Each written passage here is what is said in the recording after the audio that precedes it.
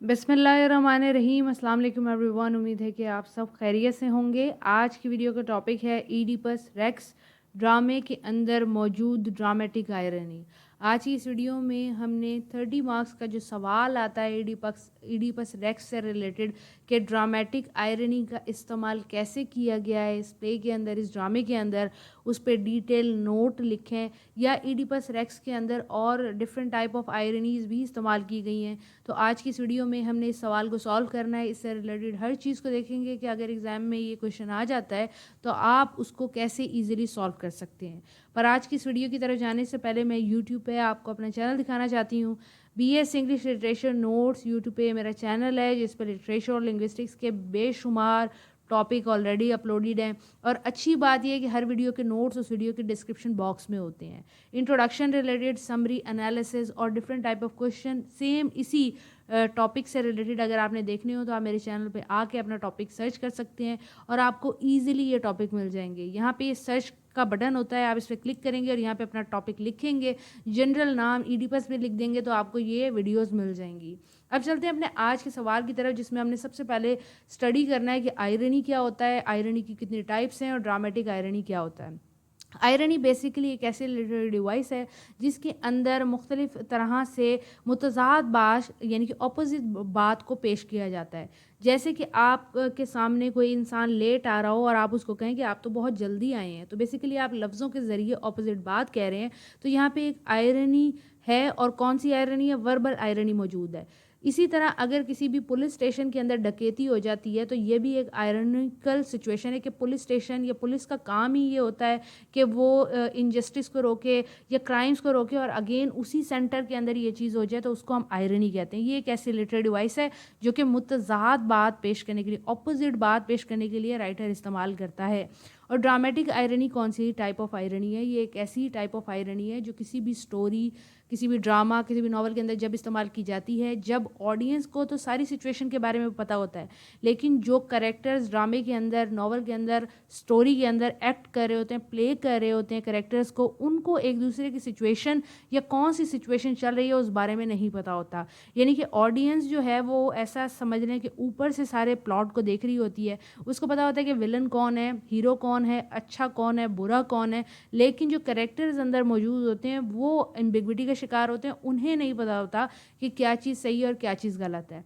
तो dramatic irony की definition इस तरह है कि a literary device where the audience know more about the character situation than the characters themselves. Characters को अपनी सिचुएशन के बारे में नहीं पता कि उनसे कौन मुखलिस है, कौन नहीं है, इवन कि उन्हें ये भी नहीं पता कि विलन कौन है, लेकिन जो ऑडियंस देख रही है उसको पता है कि बुरा इंसान कौन है।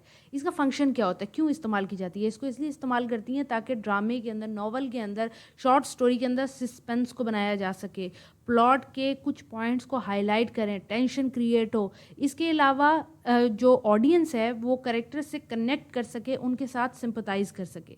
ईडिपस रेक्स ये जो ड्रामा सोक्लिस ने लिखा है ये ग्रीक ट्रेजेडी है और बहुत ज़्यादा इंपॉर्टेंट ड्रामा है, मोस्टली लोग इसको पढ़ते ही हैं। इसके अंदर मेजॉरिटी ऑफ द वर्क जो है वो ड्रामेटिक आयरनी है।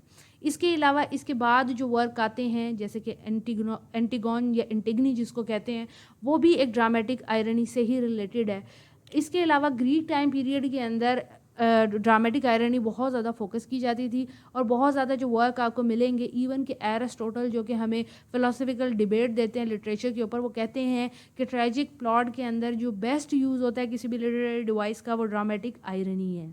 इसके बाद अगर हम टाइप्स देखें कि टाइप्स ऑफ आयरनी क्या है, ईडिपस रेक्स के अंदर ही जो इस्तेमाल की गई हैं, तो बहुत मुख्तलिफ़ किस्म की आयरनी इस्तेमाल की गई है। जैसे कि ड्रामेटिक आयरनी जिसको हमने डिटेल के अंदर देखना है। ड्रामेटिक आयरनी अगेन आपको पता है कि क्या होती है कि ऑडियंस को पता है कि ईडिपस की ट्रू आइडेंटिटी क्या है, वो वही बच्चा है जिसको जोकास्टा ने और किंग लियस ने फिकवाया होता है, एंड अगेन वही वो बच्चा है जो कि अपने ऑब्वियसली पूरी स्टोरी से रिलेटेड घूम रहा है, लेकिन ऑडियंस को पता है, लेकिन करेक्टर को खुद नहीं पता, करेक्टर सच ढूंढना चाह रहा है।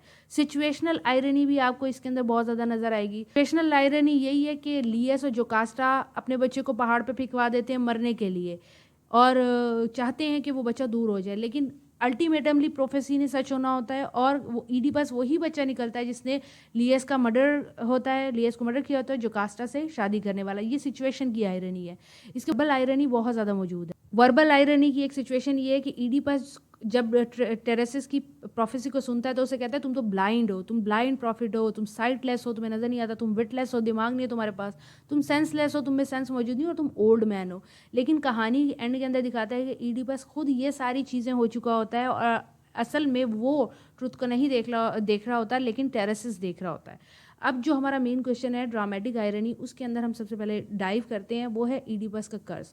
ईडिपस का कर्ज क्या है कि वो मर्डरर बनेगा किंग लेयस का और जोकास्टा से वो शादी करेगा। और ऐसा होता भी है कि ऑडियंस जानती है कि असल मर्डरर लेयस का जो है वो ईडिपस है और ईडिपस नहीं जानता कि वो है। और फिर वो क्या कर रहा होता है कि वो कर्ज कर रहा होता है कि वो जो बंदा जिसने लियस का मर्डर किया, मैं उसको मार दूंगा, मैं उसको ढूंढ लूँगा। हालांकि उसे नहीं पता कि वो खुद ही वो मर्डरर है। इसके बाद जो हमारे पास सेकंड आयरनी की ड्रामेटिक आयरनी मौजूद है, वो टेरेसिस की इंसल्ट मौजूद है। ईडिपस मॉक करता है टेरेसिस को कि तुम ब्लाइंड हो, तुम फिजिकली और मेंटली डिस्चार्ज हो, तुम्हारे पास कोई स्ट्रेंथ नहीं है, तुम्हारे पास आंखें नहीं है, तुम्हारे पास रीजंस नहीं है, तुम्हारे पास सोचने समझने की सलाहियत नहीं है। और होता यही है कि जो टेरेसिस की प्रोफेसी है वो सच होती है और तमाम चीज़ें जो वो कहता है टेरेसिस के लिए, वो उसके ऊपर खुद ही अप्लाई हो रही होती हैं कि वो अपनी इग्नोरेंस की वजह से, ब्लाइंडनेस, सच को देख ही नहीं पा रहा होता, अपनी आइडेंटिटी को भी वो नहीं जान पा रहा होता। इसके बाद एक और आयरनी मौजूद है, वो फॉर्चून टेलर प्रोफेसी, यानी कि टेरेसिस की जो प्रोफेसी मौजूद है वो होती है। टेरेसिस की जो प्रोफेसी है बेसिकली उसको अवॉइड करने के लिए लियस और जोकास्टा जो है वो अपने बच्चे को फिकवा देते हैं कि ये फिक के मर जाएगा, और वो करते भी हैं, ये एक्शन लेते हैं कि वो उसको फिकवा देते हैं। लेकिन क्या होता है कि उसको एक और नोबल फैमिली अडॉप्ट कर लेती है, जो शेपर्ड है उसको रहम आ जाता है उसके ऊपर, वो उसे मारता नहीं है बल्कि किसी और फैमिली को दे देता है। और आयरनी ये होती है कि ईडिपस अपना जो ट्रुथ है, जो आइडेंटिटी है, उसको स्केप करना चाह रहा होता है, लेकिन अल्टीमेटमली वो करता वही है कि वो जोकास्टा से शादी करता है और लियस का मर्डरर बनता है। इसके बाद attempt to escape the fate, Oedipus अपने फेथ को से फ्ली करना चाह रहा होता है, वो भागना चाह रहा होता है, वो अवॉइड करना चाह रहा होता है, वो प्रोफेसी से बचना चाह रहा होता है। इसके अलावा जो ईडिपस है वो जब अपने स्टेप मदर और फादर के साथ होता है तो उसे प्रोफेसी के बारे में पता लग जाता है कि उसने ये करना है।